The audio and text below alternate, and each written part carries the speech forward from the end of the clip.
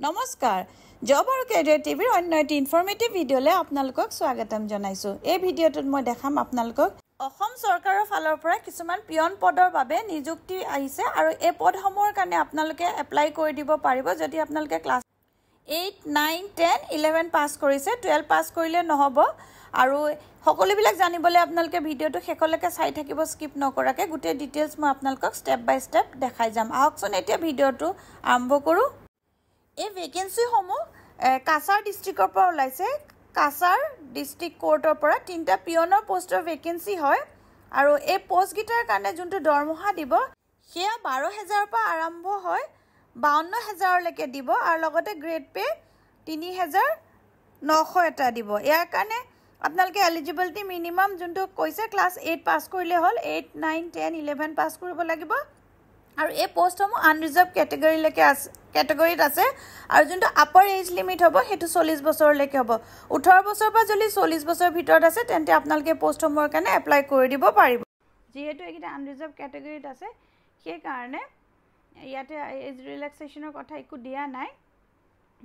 আৰু আপোনালোকে যোনটো এপ্লাই কৰিব লাগিব তাৰ কাৰণে যোনখন আমাৰ অসমৰ পাৰ্ট 9 যোনখন ফৰ্ম থাকে সেই ফৰ্মখন আপোনালোকে সেইখন এপ্লাই কৰিবলৈ ফিল কৰি পেলাই এপ্লিকেশনখনৰ লগত আপোনালোকে এটেস্টেড ফটোকপিজ দিব লাগিব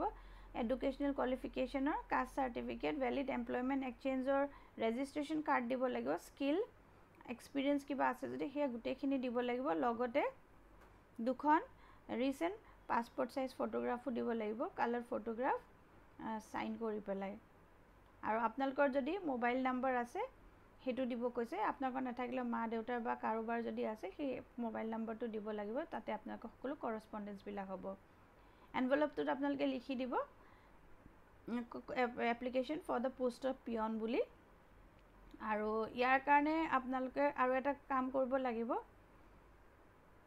এটা এনভেলপ ল'ব লাগিব সেলফ এড্ৰেছ আপোনালোকৰ নিজৰ ঘৰৰ এড্ৰেছ থকা এনভেলপ এটা লৈ পেলাই সেই এটাতে 5 টকা এটা পোষ্টেল ষ্টেম্প লগাই দিব লাগিব